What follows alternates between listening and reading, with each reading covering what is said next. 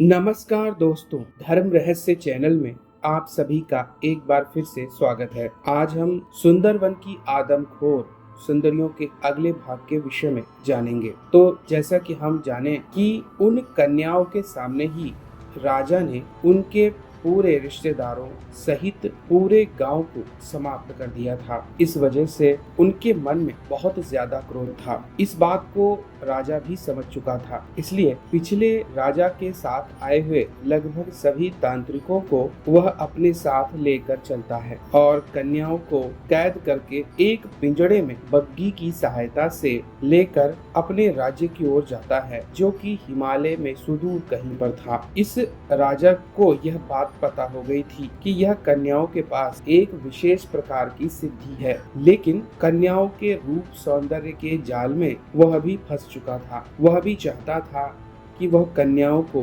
प्राप्त करे, इसीलिए उसने तांत्रिकों से इस बारे में मदद मांगी। तो तांत्रिकों ने अपनी सिद्धि के द्वारा यह जान लिया कि यह लड़की किसी विशेष भैरव शक्ति की उपासिका है और ज्यादा गहराई से पता करने पर यह बात पता चल गई कि इनके पास श्वेत भैरव नाम की शक्ति की सिद्धि है, किंतु यह सिद्धि 24 घंटे में केवल 10 मिनट के लिए ही जागृत रहती है। इसलिए इस समय को अगर रोजाना निकाल दिया जाए तो अवश्य ही इनसे जो चाहे वह करवाया जा सकता है और यह किसी को नुकसान नहीं पहुंचा पाएंगी। राजा ने कहा, इसका कोई उपाय है क्या? तो तांत्रिकों ने उन्हें एक लाल मणि पहनाने का आग्रह किया और कहा, अगर सिद्ध की हुई लाल मणि को इन दोनों के गले में बांध दिया जाए तो जैसे ही यह सिद्धि का प्रयोग करने के लिए तैयार होंगी, लाल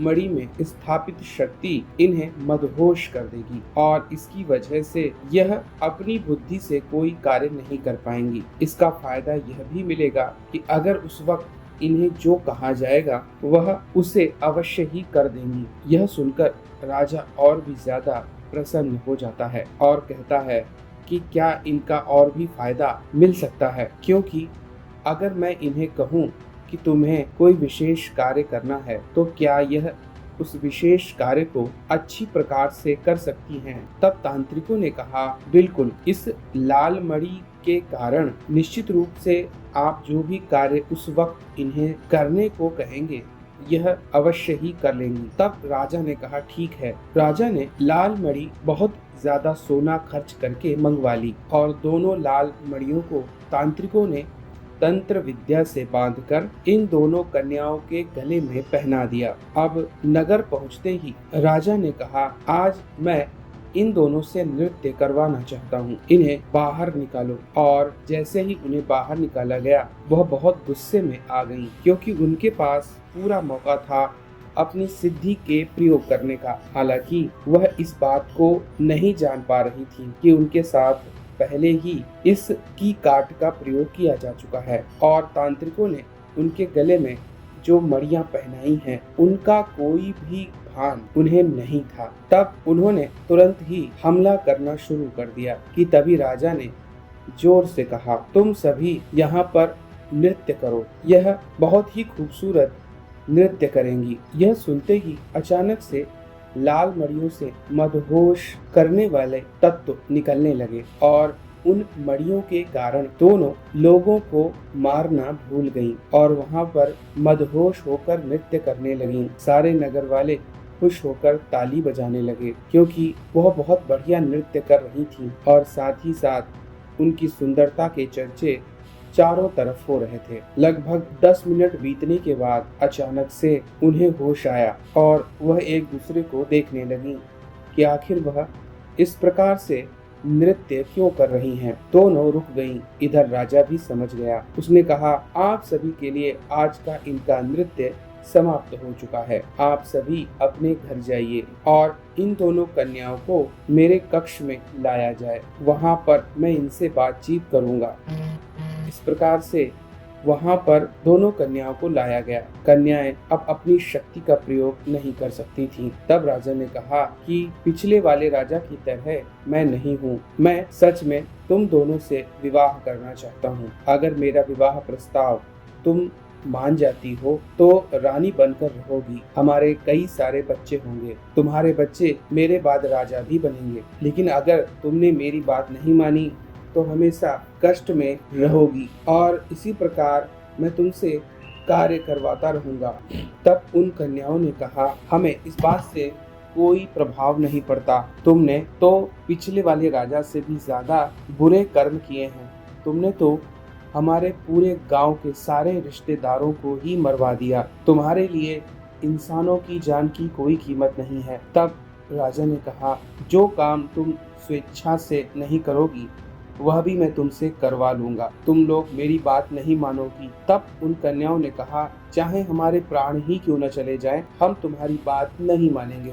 इस प्रकार से राजा ने उन्हें वापस से जेल में बंद करवा दिया। कन्याएं दोनों बहुत परेशान थीं। उनके पास कोई विकल्प भी नहीं था। उनकी शक्ति भी केवल 24 घंटे में एक बार ही जागृत हो सकती थी, इसलिए वह इंतजार करने लगी। इधर अगली सुबह राजा अपनी सेना के साथ कहीं जाने लगा। इन कन्याओं को कुछ भी पता नहीं था कि आखिर इतनी बड़ी सेना के साथ राजा कहाँ जा रहा है। राजा बहुत जल्दी ही नगर से बाहर किसी दूसरे राज्य की सीमा पर पहुंच गया और राजा ने कहा कि इस राज्य को हमें जीतना है और हम इस पर आक्रमण करेंगे। इन कन्याओं को कुछ समझ में नहीं आ रहा था कि आखिर युद्ध भूमि में यहाँ पर इन्हें क्यों लाया गया है। तब राजा ने चतुराई दिखाते हुए कहा, देखो तुम, आज मेरा युद्ध इस राजा के प्रति है जो कि यहाँ का बहुत ही शक्तिशाली राजा है। अगर मैं युद्ध में पराजित होता हूँ तो तुम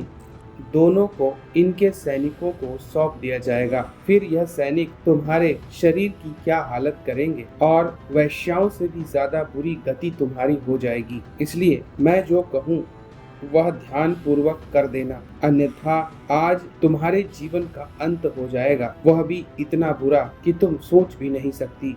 दोनों कन्याएं बहुत ही ज्यादा दुखी हो गई थी। उनको लगा आज अगर युद्ध में यह राजा पराजित हो गया तो इस राजा के सैनिकों का तो कुछ का ही विनाश होगा, लेकिन हमारी तो इज्जत, अस्मिता और शरीर की भी रक्षा नहीं हो सकेगी। इसीलिए आज हम स्वयं श्वेत भैरव से प्रार्थना करते हैं कि वह रक्षा करें और हम इस युद्ध में विजयी हों।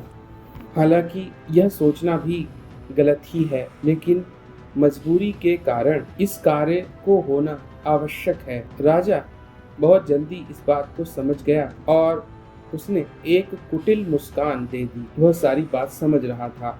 इधर युद्ध शुरू हो गया।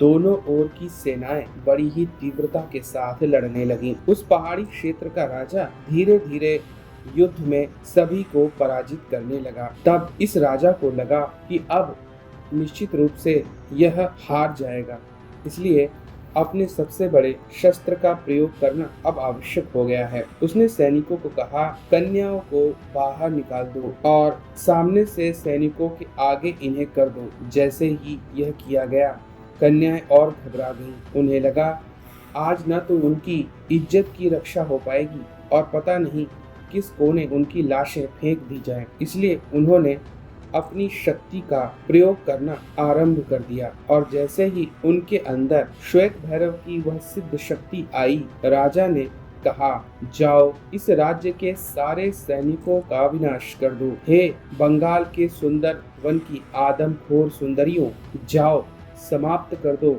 इस पूरी सेना को। तुम्हारे पास केवल 10 मिनट ही हैं।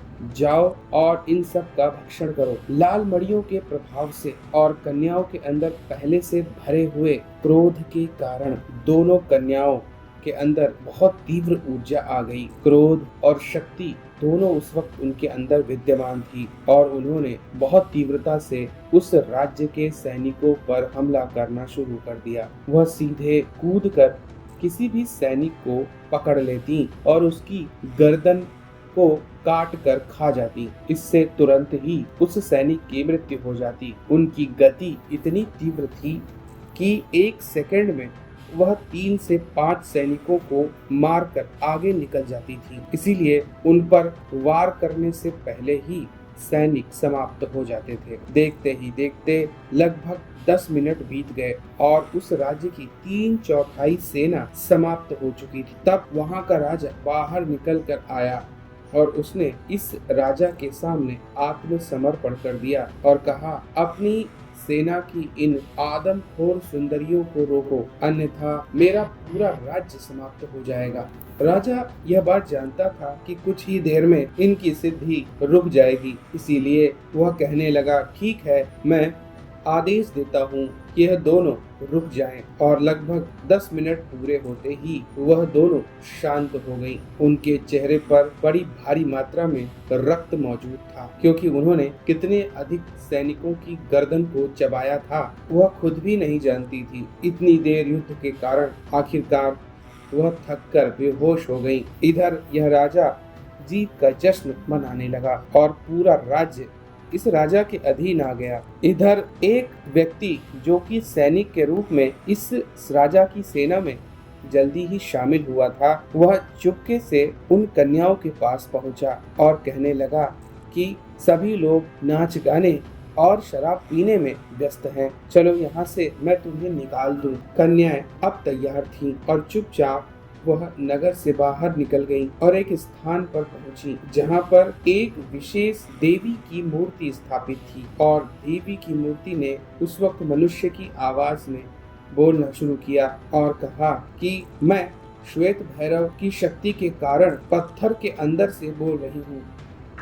जाओ, तुम्हें एक देवी की आराधना करनी है और मैं उसका मंत्र बताती हूँ, उसके विषय में भी बताती हूँ। उस देवी का नाम है श्वेतावती भैरवी। यही देवी अब तुम्हारा कल्याण करेगी। यह कहते हुए वह मूर्ति शांत हो गई और वह सैनिक अब अपने वास्तविक रूप में श्वेत भैरव के रूप में प्रकट हो गया और कहा, तुमने मुझे गुरु माना था, इसलिए अब मैं तुम्हें इस देवी का मंत्र बताता हूँ और इसकी कथा और ज्ञान भी देता हूँ। आखिर श्वेत भैरव ने उन्हें कौन सा रहस्यमय ज्ञान दिया, इसकी साधना का विवरण भी मैंने इंस्टा मोजो स्टोर पर उपलब्ध करवा दिया है।